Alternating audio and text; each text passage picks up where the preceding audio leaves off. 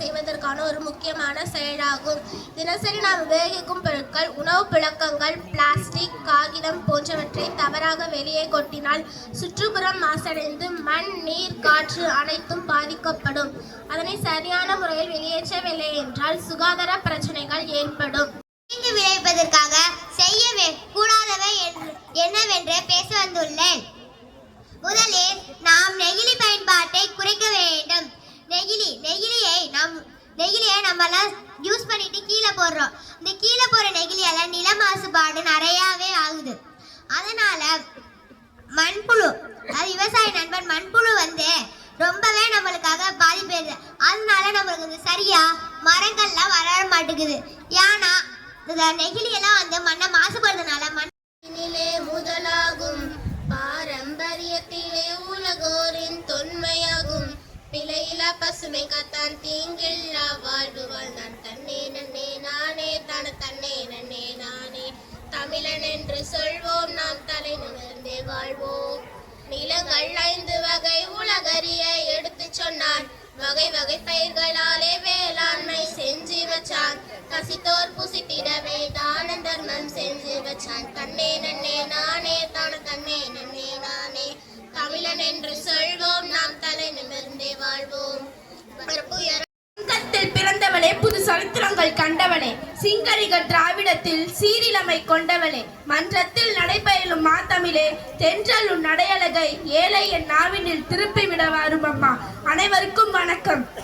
சுற்றுச்சூழல் இயற்கையின் சீமந்த செல்வமாய் துயில் கொள்ளும் மாமலைகள், மடியெல்லாம் மரம் செடி கொடியென கற்பிணி தாயாக, நிறைமாத நிலவொளியாக, சுமை தாங்கி நிற்கும் சுகாதாரமான காற்று, சுத்தமான தண்ணீர், சுறுசுறுப்பான சூரிய ஒளி, நித்திரை தரும் நிலத்தடி என இயற்கை தந்தது ஏராளம். இதுவே இயற்கையின் இயற்கை குணம்.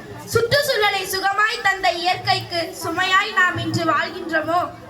வாகனம் நிறுத்த வசதியாய் நிழல் தேடும் நமக்கு மரத்தை நட்டு வைக்க மணி நேரம் கிட்டவில்லை.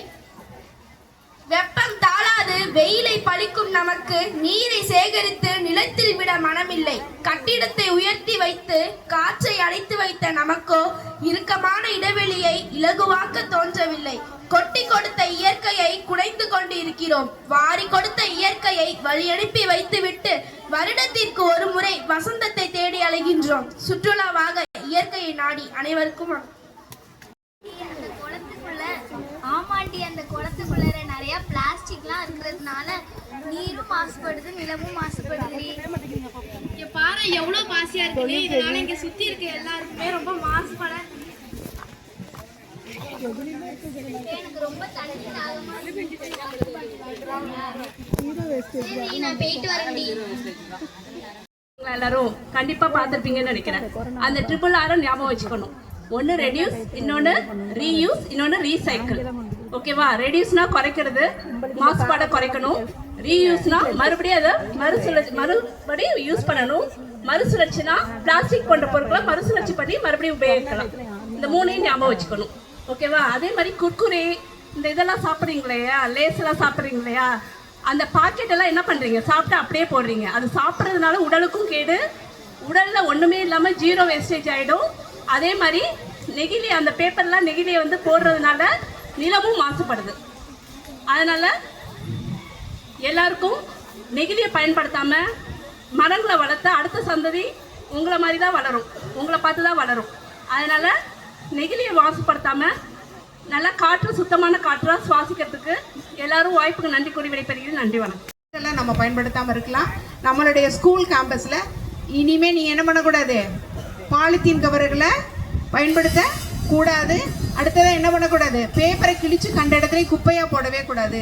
அப்போ நம்ம மாசுபடுறதை தவிர்க்கிறது இதுவும் ஒரு வழி. அப்போ நம்ம என்ன பண்ணணும்? பூமியையும் பாதுகாக்கணும், நம்மளையும் பாதுகாக்கணும். நம்ம ஸ்கூலுக்காக க்ரீன் ஸ்கூல்னு அவார்டு கொடுத்துருக்காங்க இல்லையா, அதுக்காக நம்மளோட ஸ்கூல் பேரையும் நம்ம என்ன பண்ணணும்? காப்பாற்றணும். இனிமேல் அது மாதிரி இருப்பீங்களா? ரீயூஸ் பண்ணுவீங்களா? ரிடியூஸ் பண்ணுவீங்களா? கண்ட பொருளையும் திரும்ப திரும்ப பயன்படுத்தாமல் செய்யுமா? ரீசைக்கிள். ஸோ இதை மனசில் வச்சுட்டு இதன் மூலியமாக உங்கள் வீட்லையும் நீங்கள் போய் சொல்லணும். அம்மா அப்பாட்ட எல்லாம் என்ன பண்ணணும்? பொருளெல்லாம் வீட்டில் வீணாடிச்சா அதுக்கெல்லாம் சொல்லணும், இது மாதிரிலாம் செய்யக்கூடாது, தண்ணியை வீணடிக்கக்கூடாது, பாலித்தீன் பேக் யூஸ் பண்ணக்கூடாது அப்படிங்கிறத என்ன பண்ணணும், நீங்கள் வீட்டில் கொண்டுட்டு போய் அவங்கள்ட்டையும் சொல்லணும். இந்த வேஸ்டான பொருள், தேவையில்லாத பொருள் அப்படிம்போம். அந்த தேவையில்லாத பொருளையும் தேவையான பொருளாக மாற்றணும். தேவையில்லாத பொருளை கூட நம்ம எப்படி மாற்றணும், தேவையான பொருளாக மாற்றணும் அப்படிங்கிறத இந்த ப்ரோக்ராமோட மெயின் எய்ம், நோக்கமே அதுதான். அது எப்படி பண்ண முடியும்? வேஸ்ட்டுன்னு ஒரு பொருள் ஆனதை திரும்ப ரீயூஸ் பண்ண முடியுமா அப்படின்னா முடியும்.